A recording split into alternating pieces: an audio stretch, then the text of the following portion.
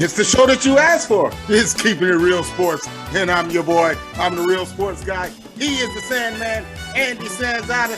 Talk to me, Sandman. Steve Taylor. It's time for the game. We've waited all season, and it's here.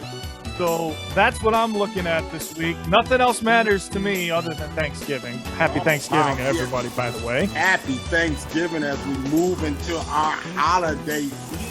Man, I mean, man, here's the big weekend of college football.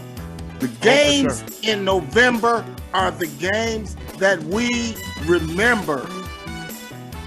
Absolutely, and this game, more than any other game, is what it's all about in Columbus. So, there are other key games which we'll get into later in the show, but that's all I can think about. It's all I've been able to think about since the whooping they put on Michigan State last week.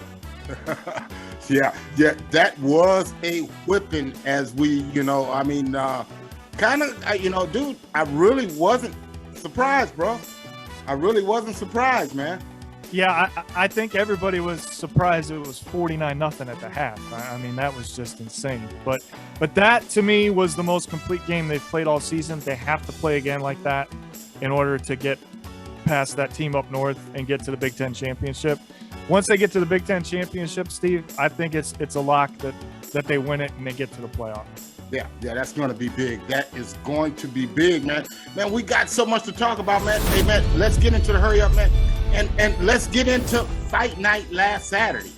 I mean, man, oh my gosh, man, give me your thoughts on the heavyweight championship fight. The welterweight championship fight. Yeah, well, if anybody that doesn't know boxing watched that fight, they would have thought it was a heavyweight fight. It was an outstanding fight, no question about it. The Cleveland native, Shawn Porter, gave him everything he could, but ultimately what happened is what we said would happen, which is Bud Crawford won the fight, and he ended up knocking him out in the 10th round, which might have been a surprise to some, but not to us. Like you said, Steve, he's pound for pound the best boxer. We're going to take a look at some of the highlights here as we incorporate a new feature here on the show. We're going to try to give you a little bit more visual as much as we can. Trying to. YouTube gets through all these stupid ads that they keep throwing in there. But here you go. So you've got Crawford in the black and white trunks. You've got Porter in the all black trunks. And there's the knockout right there. And, you were telling me you were watching the fight with your wife and you told her, Porter's got to play to that uppercut. It was the uppercut. And the footwork for me, what, as you see here, you're going to see here on the second knockdown, right here. I mean, Bud Crawford, he's starting to overpower the opponent right here. Look at the footwork on the outside, man. And then you just watch, man. Look at the uppercut, the overhand right. It's just too much for him right now. And you see Kenny Porter come up to the ring, and he kind of shuts everything down and says, "Hey, look, man, enough is enough. We need to go ahead and stop this fight, man." And I totally get it, man, because it wasn't the punishment that he took. It was the punishment that he was getting ready to take, man. Yeah, and I think that's why Shawn Porter didn't have a problem with, the towel being thrown in. And coincidentally, he knew that was the one fight he had to have before he was ready to shut it down. And in the press conference following the fight, he did just that. And at 34 years old, he announced his retirement. He's going to be the top analyst in professional boxing. He's brilliant. He's already done it, which is why he knows that's where he wants to go. And I know all the boxing fans are excited to have him in the booth. But what an outstanding career. It's a shame he had to end it on a loss, but if you're going to lose, you might as well lose to the best. Well, to be the best, you got to beat the best, man. And he was a guy, man, that I say wasn't afraid to get in there and fight him, man. Nobody is wanting that smoke. And I keep telling you, Earl Spence was in the crowd that night. As soon as the knockout happened, he got up and he left. Why? Because he don't want that smoke. And now he's talking about his next fight. He wants to fight Garcia or one of these other guys. Dude, man, stop the madness, man. Man, let's move on, man. Moving on. Fight night 2, man. Yeah, this was unexpected. Oh my gosh, man. I mean, come on, man.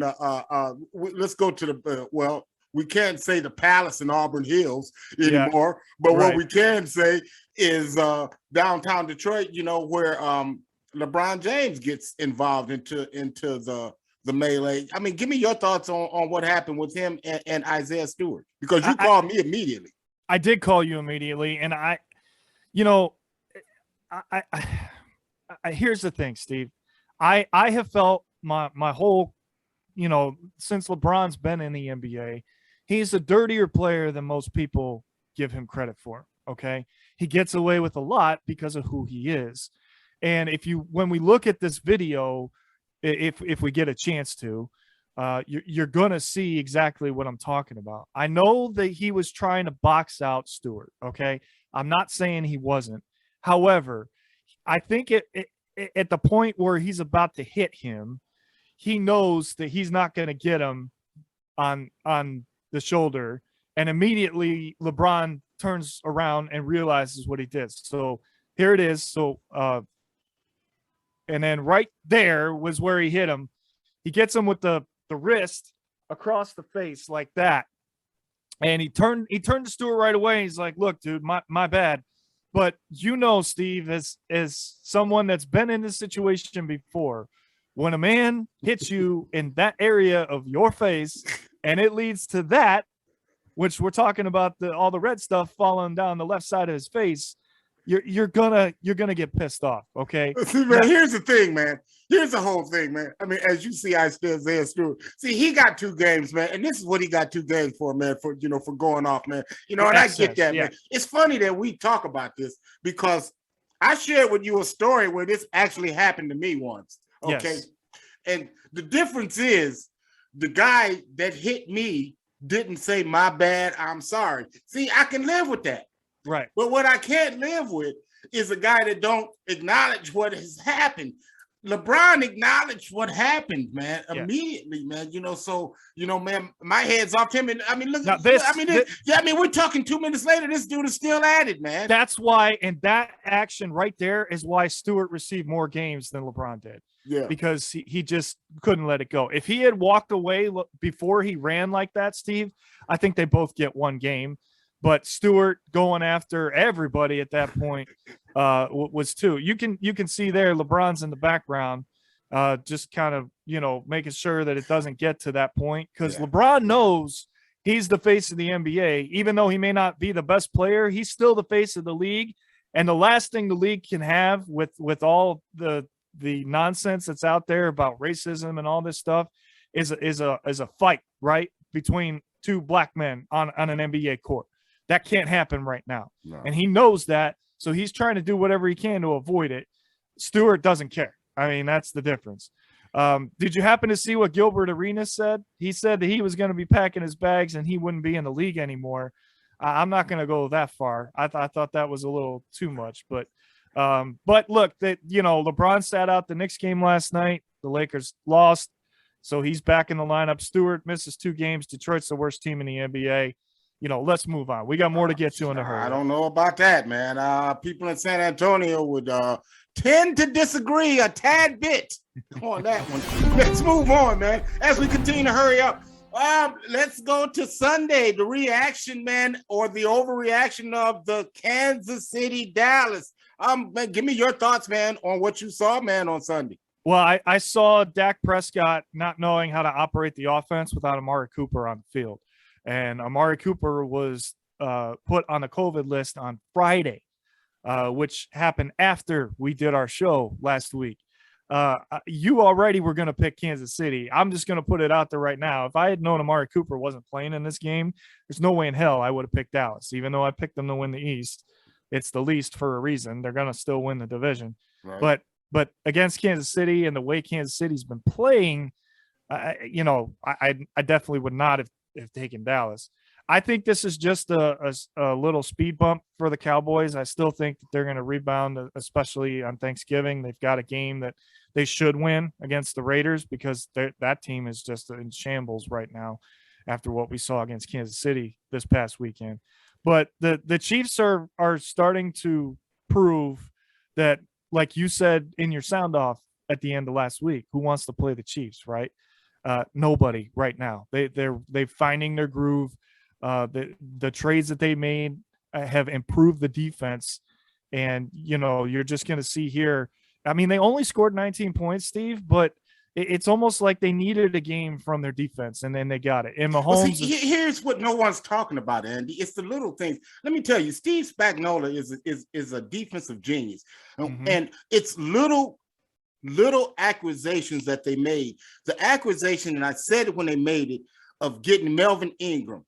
Okay, yes. And what that does is that put Melvin Ingram on the edge. So now you can attack the edge again. Okay, and you take a guy like Chris Jones and you put him back inside. Where did Chris Jones, man, create the most havoc from on the Super Bowl runs? From the inside. Yep, I'm telling you, man, the game is won on the defensive line, man, and the defensive side of the ball. Kansas City is starting to get its swagger back. And it's more than just a speed bump, Andy.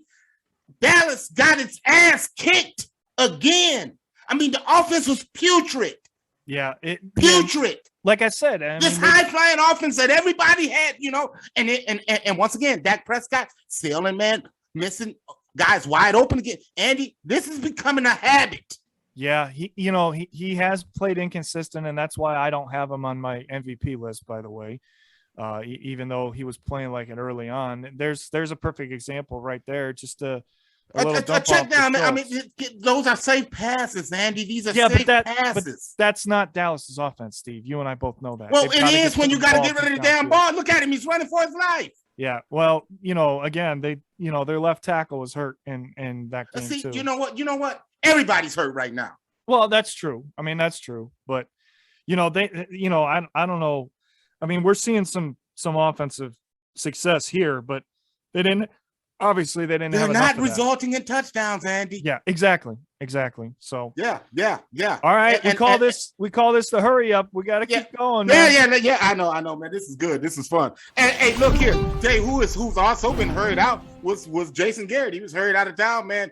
In New York as offensive coordinator. Andy, I told you heads had to roll after what I saw on Monday night. Something had to happen, man. And we talked about, how they continue to fail. I'm talking about organizationally, the New York Giants. Something had to be done. Well, I'm surprised, I'm not surprised it was Garrett, but I think it should be further up. I think Joe Judge is a good head coach, Steve. I think he just doesn't have what he needs there yet.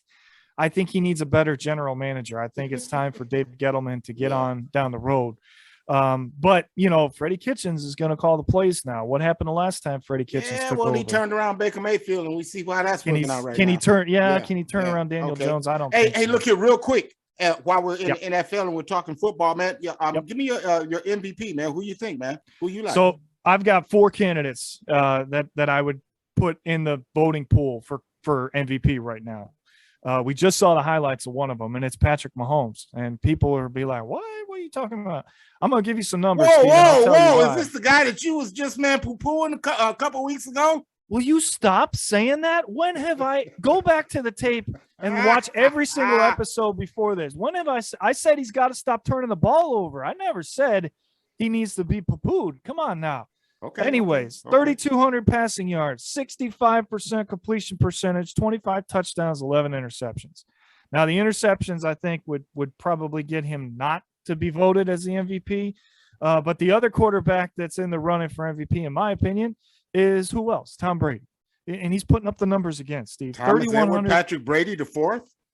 3,177 yards, 67% completion percentage, 29 touchdowns, 8 interceptions. So quarterback-wise, those are your top 2.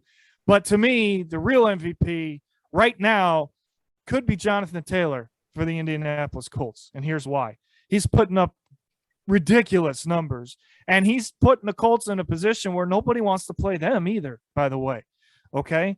Jonathan Taylor has 193 attempts, 1,122 rushing yards, 13 touchdowns, 10 runs of 20 or more, which leads the NFL in all of those categories. Now, maybe that's because Derrick Henry's hurt, or maybe it's because this is the Jonathan Taylor that the Colts drafted and ask the Buffalo Bills defense, as we're seeing right here, who the MVP is, and they'll tell you. He had 5 of those 13 touchdowns alone last week in Tell this me about it. I had him on my fantasy team. In this crucial win, and you can just see here, Steve, he's got a great combination of power and speed, and I don't think anybody wants to play the Colts, and Carson Wentz is putting up some good numbers too, but it definitely has to be Jonathan Taylor from that team. And there's one other guy, and you know who it's going to be, and you should know who it's going to be because you watch him every single week, and it's Cooper Kupp. Cooper Kupp has to be in the MVP conversation. He leads the NFL in receptions with 85. He leads the NFL in yards with 1,141. He's averaging 13.4 yards a catch, 10 touchdowns, and 17 catches of 20 or more, 5 of those of 40 or more. Nobody's touching those numbers as receiver in the NFL. So he's definitely got to be in the conversation. And I think it's going to come down to whoever puts their team in a better position playoff-wise is going to end up winning the MVP. Yeah. Good point. USFL is returning, Andy. It's going to be 8 teams, 4 teams in the North, 4 teams in the South. The Northern teams will be the Michigan Panthers, New Jersey Generals, the Philadelphia Stars, and the Pittsburgh Maulers. The Southern teams will be the Birmingham Stallions, the New Orleans Breakers, the Tampa Bay Bandits, and the Houston Gamblers. Andy, how do you feel about the return of the USFL? I think it's great because it's going to be in the springtime. And what do we have in the spring is early season baseball, which is boring as hell, right? So it's going to give you and it's going to give you and I a show. Okay. So that's, I was all over the XFL, man. Loved it. Yeah, I know. I did too. I just think that the wrong people were making the decisions on the XFL to make that successful. But, I mean, it just COVID struck, man. Yeah, well, that's true too. But the interesting thing to me, Steve, is they're going to play all of these games in one host city. So even though you have 8 different cities represented, and that makes sense, man. Only one city is going to keep the overhead down, man. Yeah, exactly. And it's a little unfortunate for the fans of those cities, but all the cities except for the Birmingham city have professional teams, so that no skin off their back. They'll play 10 regular season games, and then they'll have a playoffs based off of that. It's not just baseball in the spring. We've got the NHL, we've got the NBA, but everybody loves football. So and Fox is going to pick it up again, which I think they did a great job covering it. It's going to be huge. Yeah, it's going to be huge. Hey, look, while we're talking, Matt, NFL, real quick, reports are saying Matt Nagy is out. I mean, as a head coach, like he's going to be fired on Friday. This is what reports are saying. I mean, I don't know how true this is, but I'm telling you, major markets are reporting that this dude, man, is just a dead man walking. It's time, Steve. I mean, it's time. They when they drafted Justin Fields, I thought they should have fired Matt Nagy because that to me shows the fans that we're going to head in a different direction. They didn't do that. They're 3-7. They're playing the Lions tomorrow. Don't get me, I'm going to go. That's my sound off this week, by the way. So just stay tuned because it's going to be a good one. Oh boy. But, it's time. They've got to make a change. The Bears are loyal fans. They deserve better. And I think he's just proven he's a coordinator, not a coach, like a lot of these guys have. Yeah. But the one thing we didn't get to in college football real quick before we close out the hurry up. Good call. Dan Mullen out at Florida. Out. The coaching carousel continues, man, as a fallout of major college football coaches, man. I mean, he's the second major coach, man, the third now because you got Ed Orgeron, who's a dead man walking. You see USC let this coach go mid-season, know, and now we got Dan Mullen. I mean, come on, man. And honestly, Steve, the way that they played this year, if I were Texas, I don't know if I want to keep Sarkisian around very much longer after the way they performed. I didn't think that was a good move when they made it. Yeah, I didn't think so either. I'm looking at the man's track record, man. You are what your record say you are, man. Absolutely. Well, here's the other thing. So according to the reports that I've seen, Billy Napier is going to be the favorite in that race to hire in Florida. He's only 42 years old. He knows how to recruit. He's a former assistant in Alabama, which, Florida tends to want to poach within Well, the conference. why not? Right? It's been successful. If it ain't broke, don't fix it. He's done a great job at Louisiana, turning that team around. So he's the favorite. However, I think that Florida is going to hire either Mario Cristobal out of Oregon or Bob Stoops. It's going to be tough to do, bro. I know it's going to be tough to do, but just hear me out. Or I think Bob Stoops gets back into coaching and he goes down to Florida. That's more likely to happen. Yeah. That's more likely to happen. Reese we Davis talked said, about that, man. That Fox seat is a hot seat, man. That's a hot seat. Yeah, it is. And I saw this morning, Reese Davis thinks that Bill O'Brien's going to leave Alabama and take the Florida job. I don't think that would be a good fit. I mean, that might be a good move for him. For him, but I don't think it would be for Florida. I don't think that's the right guy. I think they need to go younger, like a Lincoln Riley, and that's why I think Billy Napier is the favorite. But ultimately, if Cristobal would leave Oregon, I think he's the guy because that's the style that I think the Florida Athletic Department wants to get back to playing. Well, that's it, man. That's the hurry up. There's the hurry up. Yeah, and, there we go. And that brings us to our next segment, which will be college football. And Andy, there has been a major shakeup in the rankings, man. Give me your thoughts, just real quick before we go through the top 10. I mean, the eye test to me is why the committee finally woke up and realized that Ohio State's a better team than Alabama. So that's the one that stood out to me. Yeah, I tell you, what stood out to me is history being made, Andy. The first group of 5 school ever included in the college football playoff. But let's get to it. Starting at number 10, the Oklahoma Sooners. And they got a big one coming up on Saturday against Oklahoma State in a game we call Bedlam. Yeah, this is going to be, more important than ever for these two teams. But, I don't know, Steve. We're going to talk in detail about this on our picks this week. So I don't want to give it all away just yet. Let's go to number 9. Let's go to number 9. Number 9 is Ole Miss Rebels, man, and they find their way back into the top 10. Yeah, and this is a really good football team. They've only lost to Alabama and I should have wrote it down. I can't remember who else they lost to, but great football team. They have a Heisman-worthy quarterback in Matt Corral. Again, man, I'm not spoiling it. We're picking this game too, so let's keep going. Yeah. Number 8 is the Baylor Bears, and they keep hanging around, Andy. Yeah, and they're going to be in the Big 12 championship regardless of who wins the Bedlam game. So this is a dangerous team. Very. And they're going to make things quite interesting in that Big 12 championship. There's no question about that. They tap in at number 8 this week. Number 7 is the Cowboys of Oklahoma State.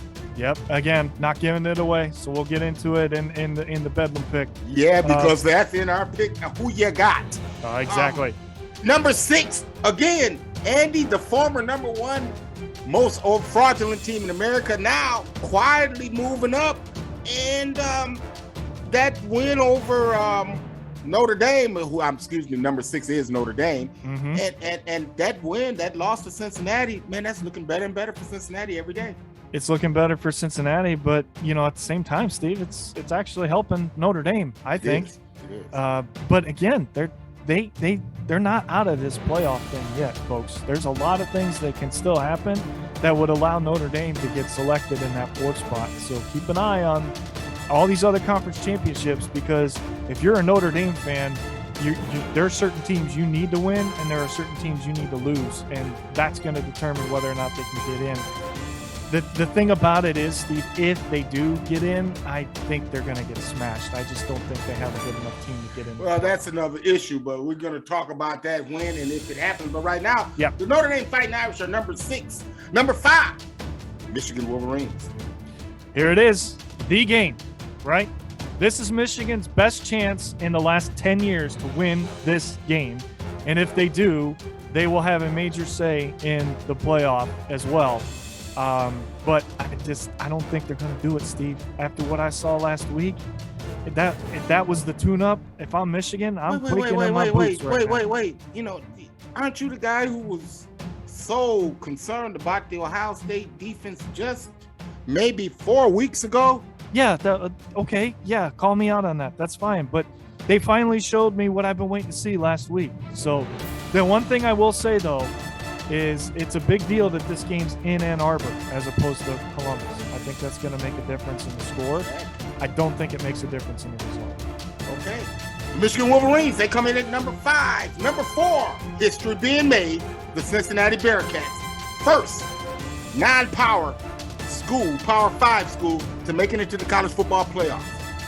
I think by doing this, the committee has looked at Cincinnati, and they're telling everybody else, if Cincinnati can finish this thing off and run the table, we're going to find a way to put them in this playoff. Cincinnati still has Eastern Carolina, and they still have Houston in the conference championship. Those are the last 2 hurdles for them to get it done. Andy, what they're looking at is strength of schedule, which is 103. Mm-hmm.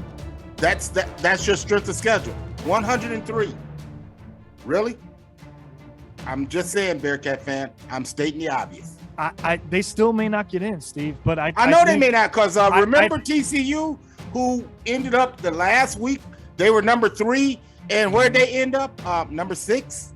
Yeah. I just think that, if you're a Cincinnati fan, you get the respect you've been waiting for, but now you've got to finish it off, and you're going to need some help along the way. Yeah, definitely going to need help. But Cincinnati, number 4. Number 3, Alabama Crimson Tide, and boy, did they have a hand wringer last week. Yeah, I think that's why the committee pushed them down below Ohio State, because, even though Arkansas is a good football team, I think that you and I both agree that Alabama should have won that. That was Arkansas. That was the game that I told you. I warned you. I'm like, when you said Auburn, I'm like, they're gonna house Auburn. I promise you, they're gonna house Auburn the weekend. Yeah. They're gonna house Auburn. It was the Arkansas game because of what Arkansas can do on both sides of the ball. Yeah, and they proved it, and they almost pulled the upset, but Alabama hangs on, but hanging on gets them down to number 3 instead of at number 2.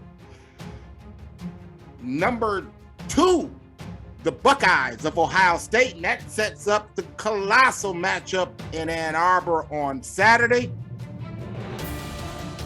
3 versus 5. And then here's another thing. The winner of this can potentially play Wisconsin, who's currently ranked number 14. Yeah, in the Big Ten championship. Wisconsin's won 7 in a row, Steve. I didn't realize that. Yeah, quarterback's still a guard. Yeah, well. I'm just saying. I'm not worried about them. I'm just telling you they've won 7 in a row.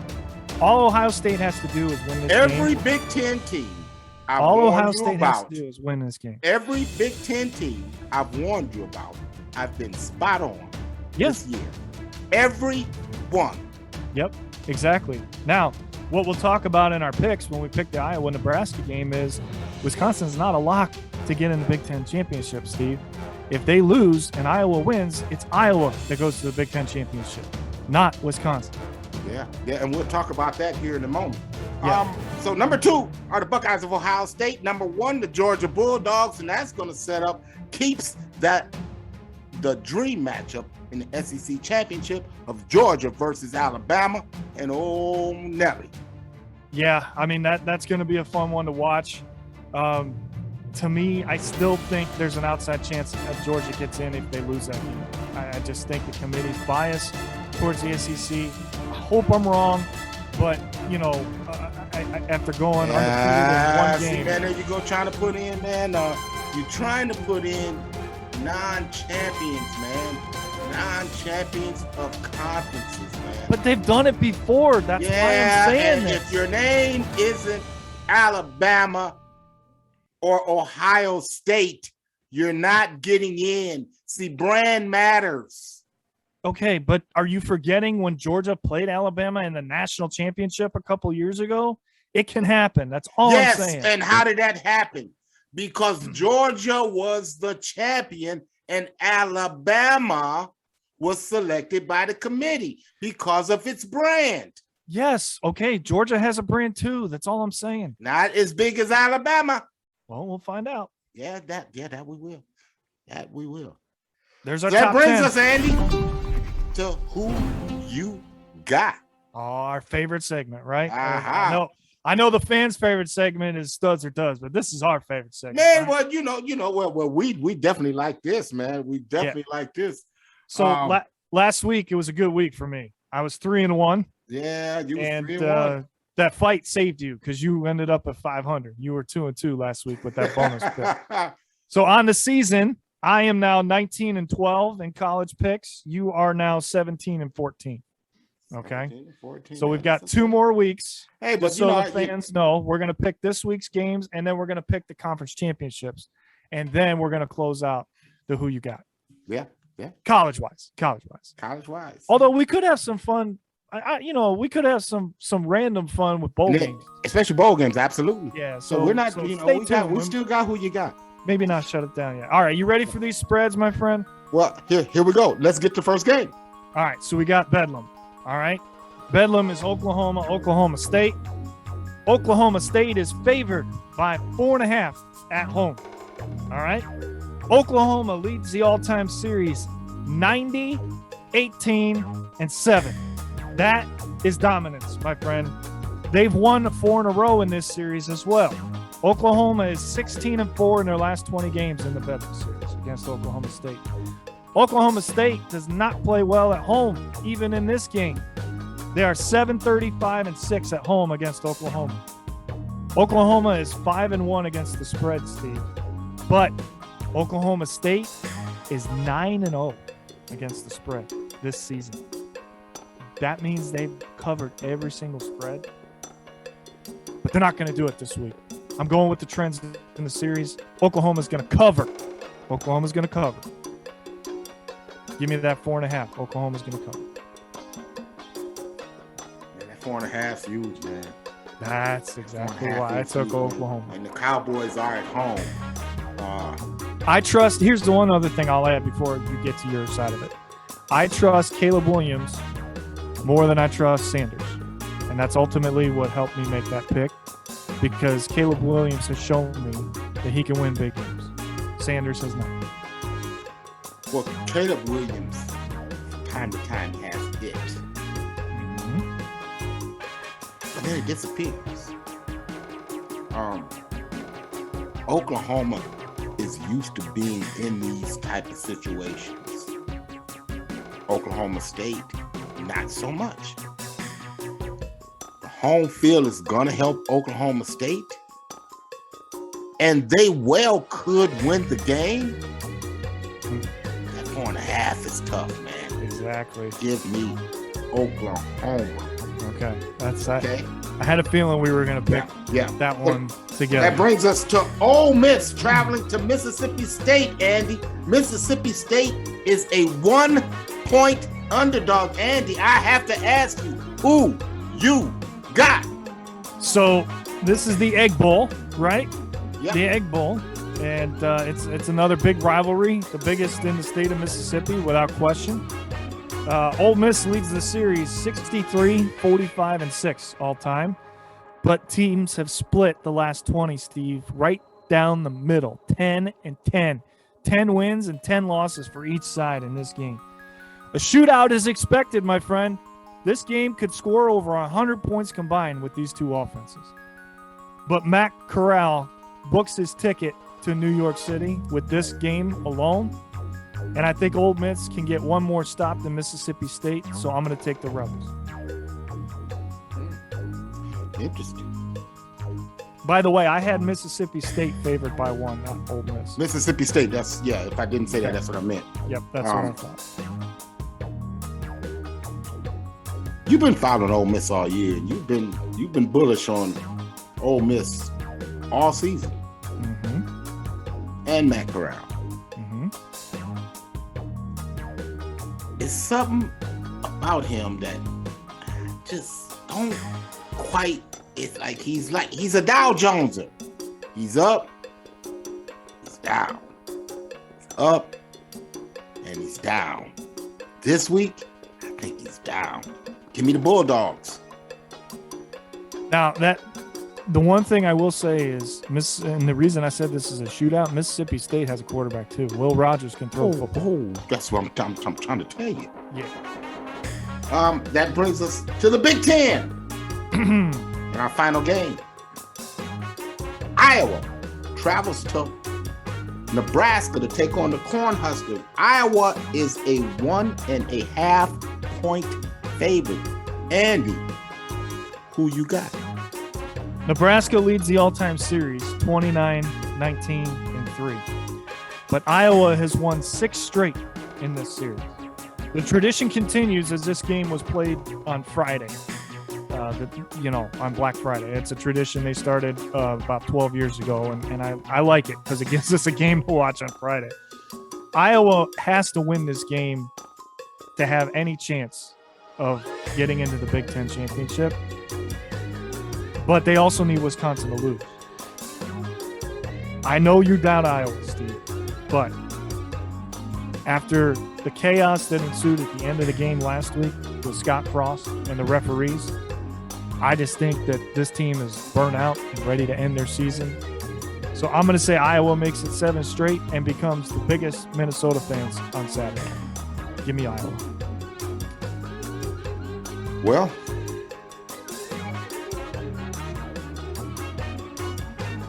I have had my questions on Iowa. The defense is pretty nice, but you can't win championships on defense. Their offense has been very questionable all season. Nebraska has lost to number 2 team in the country, number 10 team in the country, 12 team in the country, number 5. You get where I'm going with this. And all of these have been close losses. I know. Nebraska's going to fight. I know that. Do you know the coach is Scott Frost? You just talked about it. He's a fighter. But it's only one. It's only 1.5, Steve. That's why I'm picking Iowa. 1.5? It don't matter. Give me Nebraska to win. And there you go. All right. There's our who you got. Man. So much fun, man. And you know what? Usually right about now, Andy, we ask people to click that like and subscribe. But here's what I want to ask you. Hit that share. Share that. Because if you share it and one more person watches, you know what? You get where I'm going with this? Absolutely. So share us. Share it, let everybody know that, hey, we got this going. Absolutely. We got this going. I tell you what we got going this week, Andy, is NFL. Man. What do you want to do? Power rankings or legit or quit first? Where are we going here? Let's go Super Bowl legit or quit. All right. Yeah, let's do that. Super Bowl legit or quit. Now, we told everybody last week we were going to do NFC legit or quit. And that's exactly what we're going to do. And this but Super Bowl, we're stepping it up with the Super Bowl. That's how you do it. That's right. And that's kind of what we should have did with the AFC last week. We're talking about legitimate Super Bowl. Yeah, I'm kind of glad we didn't after some of those results last week. Oh my God! Yeah. It was embarrassing. Yeah. So let's start it off, man. Legit or quit. Andy, first came up let's go with the Dallas Cowboys. Legit or quit. All right, we're talking Super Bowl, right? We're not talking playoffs. Super Bowl if we're talking Super Bowl, you're going to want to hear this, right? Okay. Quit. Okay? I don't see it. I just don't see it. Not Super Bowl. Like I said, they're going to win the easiest division in football and get into the playoffs, but there's no way that they can compete with those other teams that we think are going to get to the Super Bowl, which we'll go here in a minute. But I'm ready to quit Dallas as far as Super Bowl contenders. So I'm quitting. Well, Andy, I've said all along, you can't be the worst damn team on defense last year and then turn it all around and then all of a sudden be the best team. See, their cornerbacks sit in chairs, man. And when you sit in a chair, what I mean, you sitting in the chair, I mean you're sitting on certain routes. Okay. When you sit on these routes, things open up behind you, because you're expecting one thing, and if you don't guess right, guess what? You're absolutely wrong. and then you're reading names. And this is what we've seen time and time again with the Dallas Cowboys. Okay, everybody guesses right occasionally, but what happens when you guess wrong? Man, you know, there is a lot of promise, and their offense was supposed to be what carried the team. But what the hell happened Sunday? Did they draw a line, man, a goal line, and you refuse to cross it? I don't know, but I'm telling you, they're not a Super Bowl ready team. Playoff ready, I give you that, but Super Bowl ready, cut that out, quit. Yep. Let's get to the Green Bay Packers. Andy, Green Bay Packers, legit. Do we need to quit? No, I think because of Aaron Rodgers, Steve, we can't quit. I mean, you just can't. You can't underestimate him. Now, I get that they're banged up. I get that they're down 2 linemen on the offensive line, which does potentially affect Rodgers. But Aaron Jones is not out for the year. He's going to come back, and they're a different offense when he's healthy. And, you know, and A.J. Dillon. Didn't I say that last week? Yeah, A.J. Dillon can supplement, but not to the level of what they need from Aaron Jones. You know, if they get home field, that makes them even tougher because you got to go to Green Bay in the winter. Yeah. So they're a Super Bowl contender. I mean, as long as Aaron Rodgers is healthy, that team can win big games, and we've seen it. We've seen it this year already. I do have concerns about the injuries, but they have the bye week coming up, and I think it's coming at a good time. If they can get through that bye week and get healthy again, they're absolutely legit. Okay, yeah, I definitely think that they're legit. You know, they do have that man with 2 A's in his name, but there is cause for concern because we've seen for sure 2 weeks in a row where their defense has been suspect. We saw Minnesota and Kirk's second cousins move the ball at will on Sunday. We saw a lot of things happen, and I tell you what, if Rasul Douglas reads that out route on Adam freaking Thielen, man, you know, they win that game. So really, you know, you gotta say these guys are legit. Man, that brings me to the Rams of Los Angeles. Andy, are the Rams legit, or do we need to quit? No, they're legit, Steve.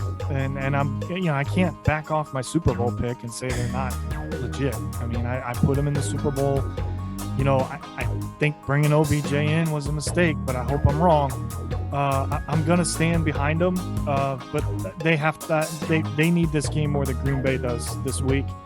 I think that having the bye week gave them time to figure things out a little bit more.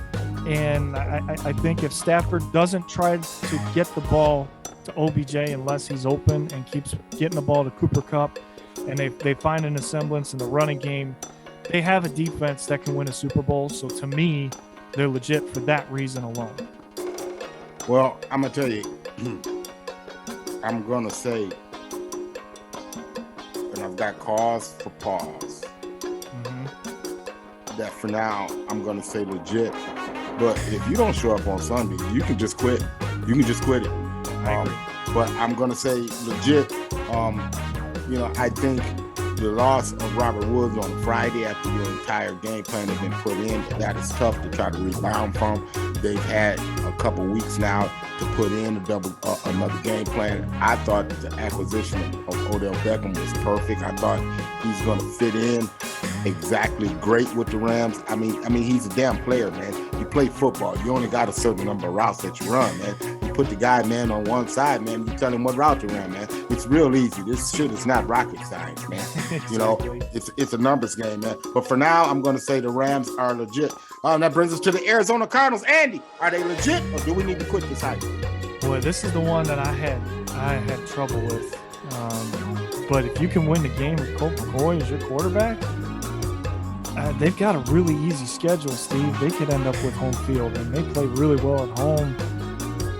You know, if Kyler Murray comes back healthy, they're dangerous. So I think I'm going to say legit. I'm hesitant, though. But their defense is much improved. Yeah. Man, let So- me tell you about this defense, man, especially the cornerbacks, man. They are the most physical cornerbacks in the league. Man, there's not much separation, man. And I'm telling you, they're very impressive. They're very sticky. If you watch how they play other receivers, I mean, these guys are out on islands, man. The linebackers, Isaiah Simmons and company, are getting after it. Buda Baker is coming down, man, being very physical from the safety position, man. Andy, these dudes are definitely legit. Look at their record. Your resume is the best resume thus far in the NFL. Yeah, 9-2, exactly. Yep. So that brings us to the world champion, Tampa Bay Buccaneers. Andy, are they legit, or do we need to quit this hype? I'm going to say the same thing about Tampa Bay that I said about Green Bay. As long as Tom Brady is their quarterback, he's healthy, he's playing it at MVP level, I'm not going to doubt Tom Brady once it comes to playoff time. So, yes, they're legit. Man, I don't doubt Tom Brady, but I doubt the rest of them. See, I've always said, when I've always talked about Tampa Bay, I've always said Tom Brady, them. It's them who I don't trust. See, I'm looking at cornerbacks reading names. I'm looking at linebackers, man, chasing the play down. I'm looking at guys running pass plays, man. See, we can't continue to ignore this. The Giants had their moments on Monday night. They did, yeah. Okay, I can't ignore this. I can't ignore it. It happened. Yeah, but Steve, last year, after the bye, they went undefeated. Yeah, that's all fine and dandy, but it ain't last year. No, it's not last year. It's not last year. Their secondary's been banged up, and pitiful, pathetic. And when you Rick- gotta go get Josh Norman, and Josh Norman is like I'm sorry, Richard Sherman. Richard Sherman. Yeah. When you gotta call Richard Sherman at home, Richard Sherman is about 2 years younger than me. Come on, man. You might as well call me. Hell, I'll come out and play. You know, I mean, I'm going to pull a hamstring in the second game, the first and second game, but I'll come out and play for a minute. I mean, come on, man. Yeah. No, man. Let's kill this hype on these dudes, man. Kill the hype. Okay. All right. So there it is. That gets us to pick 6, Andy. No power rankings this week. Oh, no, you are right. Oh, man. Yeah, man. That's what you got me for. Yeah. I got to keep everything in check. I'm right. just the organization here. You ready? I got us. NFL Yeah, let's do power it. rankings this week. Yeah. Have you noticed, Andy, that the number 1 team and the number 10 team has lost a lot in our power rankings? That seems to happen, doesn't it? I don't think it's coincidence. I think it's the schedule. But, we'll see. I mean, it's a long season, Steve. It's a long season. NFL power rankings. Number 10, the Indianapolis Colts. And Andy, did they put together a masterpiece on Sunday? Oh, absolutely. And honestly, Steve, this team is starting to look like they're a playoff team. And if I'm the Tennessee Titans, I'm looking over my shoulder and making sure I get enough distance. Right. You ahead wanted of to them. crown them, though, man, a couple weeks ago. I'm still crowning them. I'm not changing that. But I'm just saying, I'm a little bit more cautious. Well, see, you remember the overtime loss from Carson Wentz? Wentz. If he don't throw that, I mean, do you realize, man, these cats, they could be in first place. You're absolutely there. You right. go, brother. But that's why if they can play clean football, they're scary if they get into the wild card. I would not want to play the Colts. They are because they can run, and I mean that offensive line to get after you, man. They can be very physical. If Carson Wentz, man, understands, to take care of the football, man, they can be very dangerous. The Indianapolis Colts, they come in at number 10, number 9. The Dallas Cowboys, and guys, I hate to say I told you so, but I told you so. Yeah, but they're still a top 10 team. Let's just leave it at that. Yeah, top 10 team. Didn't say that. But yeah, it is what it is. Dallas Cowboys number 9 this week. Number 8, the New England Patriots, and oh my gosh, man, they're starting to put it together. They've won 5 in a row. I mean, talk about rookie quarterback, talk about whatever you want, but they've won 5 in a row. We'll find out about them this Sunday because, and we'll talk about that game in our pick 6. But right now, they're number 8. Number 7, the Kansas City Chiefs. And again, I hate to tell you if I was right, but hey. Honestly, Steve, I think Kansas City deserves to be higher. The way that they've looked the last 4 weeks, I'd move them up into the top 5 personally. But they're just out of that. I get it, but I think that they're a top 5 team right now the way they're playing. Yeah, I can't argue that. But they do have 4 losses on their resume. That's why I have them number 7 right now. Buffalo, comes in at number 6, and no one circles the wagons like the Buffalo Bills. But Sunday, what the heck was that? I don't know what that was, but that was at home, and that's concerning if I'm a Buffalo Bills fan. I don't know, Steve. I think they're buying into the Super Bowl hype a little too much and not preparing enough every week. Well, here's what it is with the Buffalo Bills. If you break down the tape on them, they're too pass dependent. They're not. Last year, they were more balanced on offense. Now they're more drop back and throw the football. And that offense is not designed like that. Brian Daboll has a more balanced offense. They're dependent more so on Josh Allen, and it's starting to show up, Andy. Yeah, I think if they can get back to that balance, then they'll be fine. But I'm a little nervous about putting them in the Super Bowl right now. Let me tell you that. So the Buffalo Bills, number 6, number 5, the Los Angeles Rams. They had a bye week, but they come in at number 5, maybe a chance to to kind of dust things off and get a retract and a redo. But right now, I got them number 5. Andy, what you think? I mean, I think that's a good spot for them. They're still one of the best teams in the league. They had a few hiccups the last couple weeks, but, you give this team an extra week to prepare, and I think they're going to win on Sunday. Number 4, Green Bay Packers, and that man with 2 A's in his name, Aaron Rodgers and company. Yeah, I mean, they were number 1 last week, but, they tripped up on the road in Minnesota. Did you see that damn touchdown pass that Aaron Rodgers threw to Marcus Valdez-Scantling? Yeah. Oh, my God. I mean, that is just sick. Steve, that's why, to me, he's the best quarterback in the league. I know that you think Mahomes is probably up there, but, I mean, you give me one guy to win me one game, and I'm going to take Aaron Rodgers. So that was impressive. But he's banged up. Their offensive line's banged up. I think they're just trying to get to the bye without any further injuries. I don't look for them to be, in a good spot against the Rams on Sunday.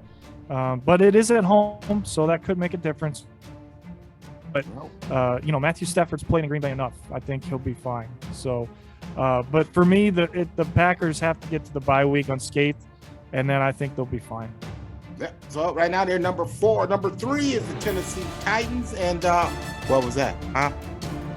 Yeah, they just laid an egg, Steve. I've got them bouncing back this week, but we'll get into that in a minute in our pick 6. Yeah, but they're still a very good football team. They are very much so, and they are in our pick 6. Number 2, Tom Brady and them. And, man, as long as you got that guy, man, you got a chance. Listen, I get that, what their record is and everything, but Steve, they're not the second best team in the NFL. They're not. We're talking about right now. Even right now, I don't have them at 2. I would have Green Bay ahead of them. Okay, that's fair. And number 1 is the Arizona Cardinals, and you really can't argue that, man. Again, man, their resume speaks for itself, man. Yeah, and to go out and get a win with Colt McCoy 2 of the last 3 weeks, and that says enough about how deep that team is. So, I'd like to see Kyler Murray come back and see what this team's really capable of. You may not want to see that as a Rams fan, but I just would like to see a team like Arizona do some damage. I think it would be good for the NFL.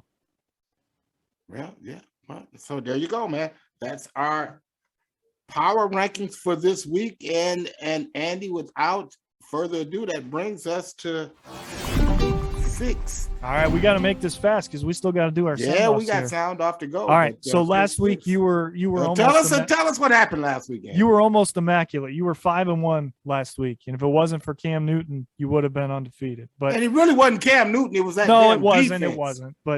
But on the season, terrific job, Steve. 38-16. Bravo to you.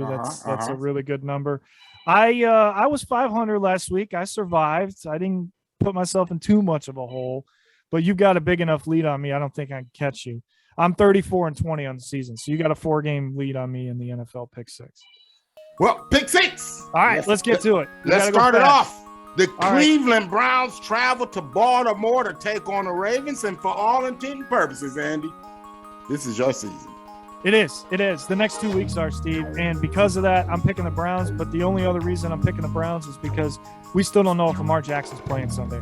If Lamar Jackson doesn't play, it definitely helps the Browns' chances. Even though it's in Baltimore, they almost didn't get by the Chicago Bears without Lamar Jackson. The Browns are better than the Bears, as critical as I was of them last week. So I'm going to take Cleveland because they have to win this game. Yeah, but they did get by That's right. Bears. That's absolutely And they right. did it with a quarterback named Hundley. And see, what I'm trying to tell you is what Lamar Jackson has done for this team is galvanized them and instilled in them a no-quit mentality. These guys do not quit until the final gun is shot. The final whistle is blown. These guys are not going to quit. They got you at home. Give me the Ravens. Okay. And the other thing that concerns me is Baker's injury status.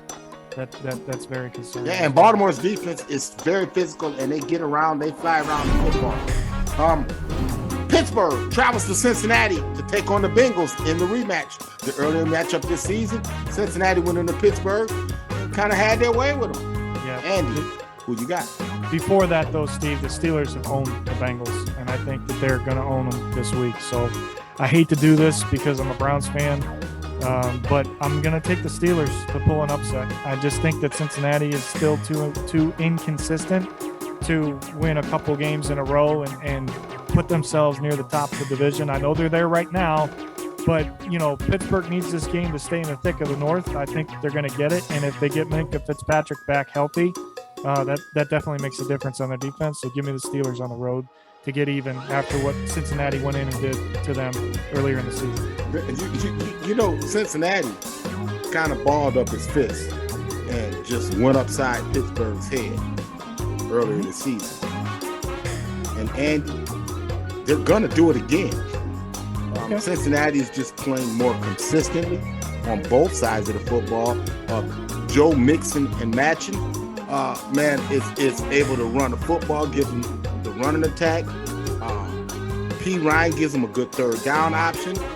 They have numerous targets. It's not just Jamar Chase. Nobody's even talking about Tyler Boyd, and they have this tight end that's a freaking stud. Uzomah. Uzomah. Give me the Cincinnati Bengals once again. Okay. Tennessee travels to New England to take on the New England Patriots. Andy, who you got? So this is a battle for the top seed in the AFC right now, Steve, believe it or not. Tennessee laid an egg last week versus Houston at home, but they always seem to have New England's number. If you look at the history between these two teams over the last 5 years, the Patriots have won 5 straight, but I think that they're due for a loss. So I'm going to take Tennessee in a bounce back on the road to win in New England and stay atop the AFC. Give me the Titans. Tennessee released Adrian Peterson, I saw that. Yeah, that was kind of a head scratcher because, I thought that he kind of gave them what they were looking for.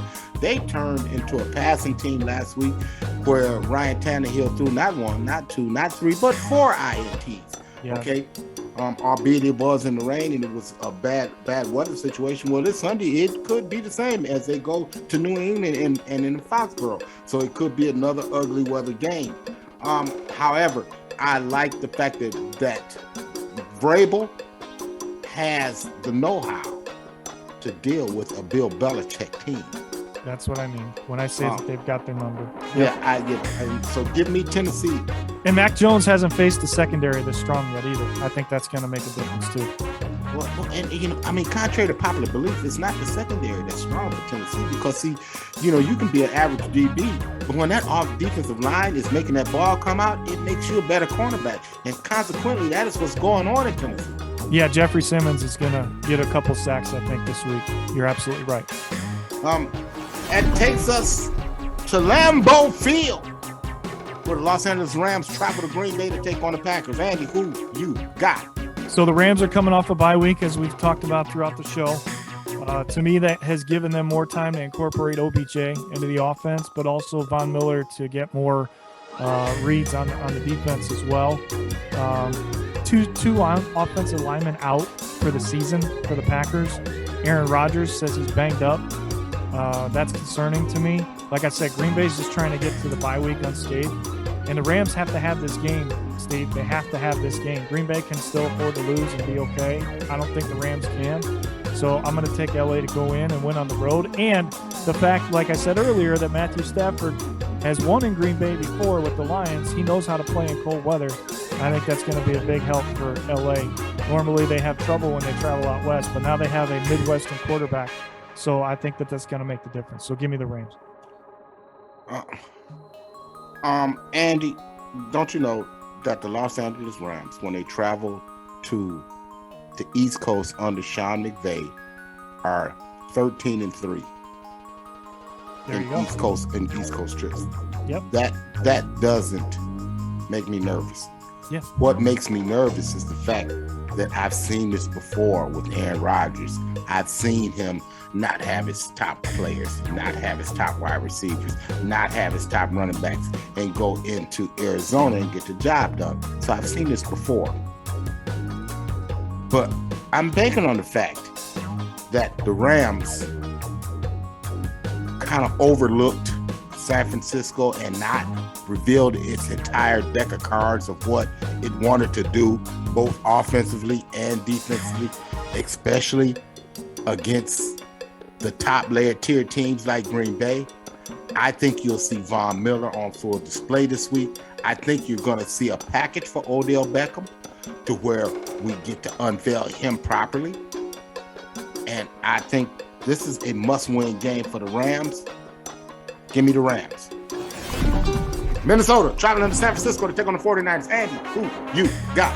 Both teams are coming off big wins last week, Steve. Both teams are 5-5 and right in the thick of it for the wild card in the NFC. But I've said all season, Minnesota is better than their record. And I think that this game is going to prove me right. I think they can go in there, and if Kirk Cousins keeps playing the way he's been playing, Steve, he only has 2 interceptions all season, and he has 21 touchdown passes. And if he keeps putting up numbers, you might hear his name in the MVP conversation at the end of the season. He's starting to play like a $40 million quarterback, and Dalvin Cook is a hell of a running back. And they've got a little bit of a defense, which I think is going to frustrate Jimmy Garoppolo. So I'm going to take the Vikings on the road.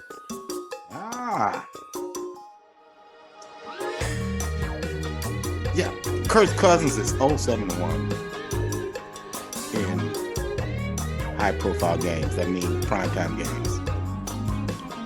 It's a good thing this is not a primetime game.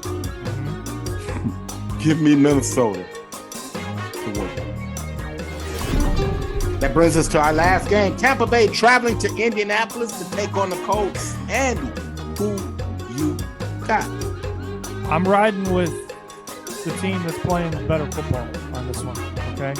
I know Gronkowski came back last week. Tampa Bay won. Tampa Bay was at home. Tom Brady, for some reason, Steve, if you look at his career, he does not like to play inside. He really does not like to play inside. Look at what he's done with New Orleans, against New Orleans, other than Atlanta, which we know how dominant he is against Atlanta. But I don't think he's played very well in indoor stadiums. Colts look like a playoff team, like I've said all show.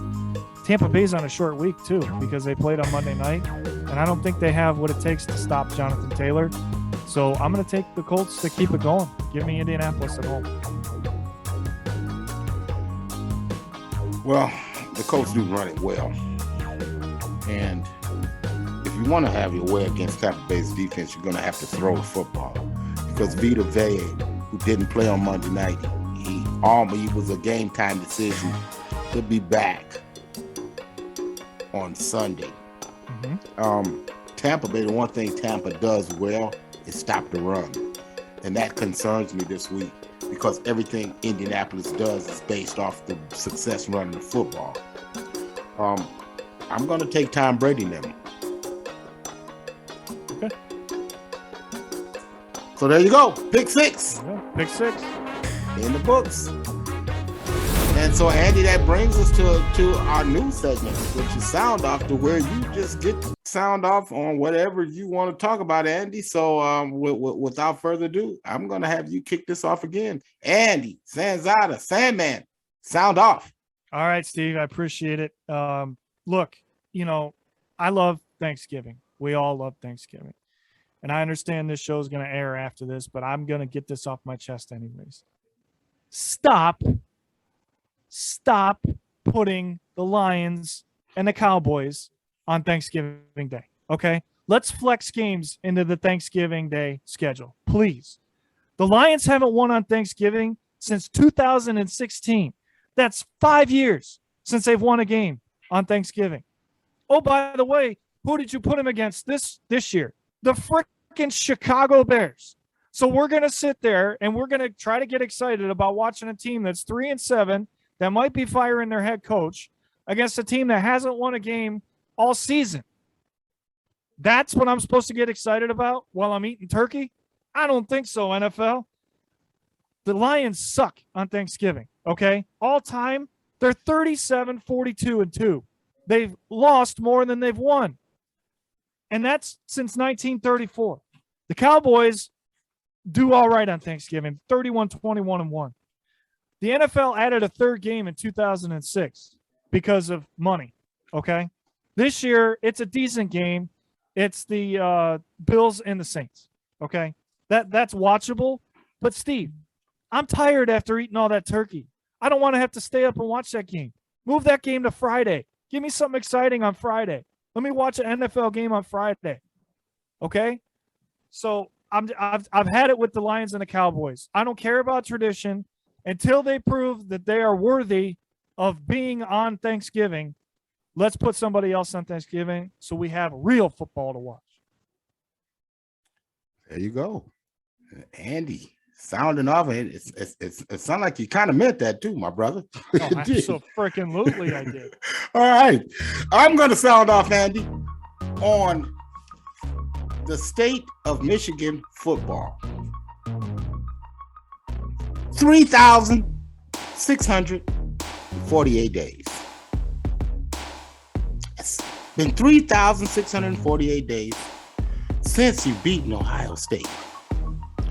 But yet you still want to call this weekend's game the game. This is the game.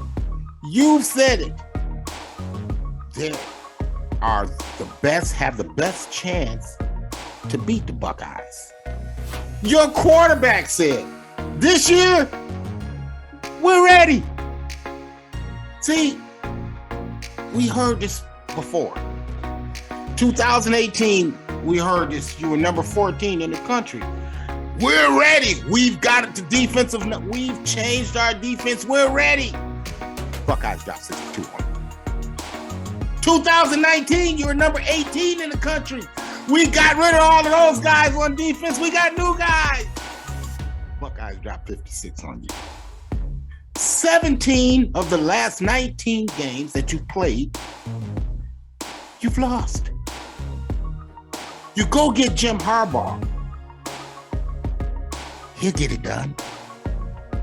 He ain't got it done.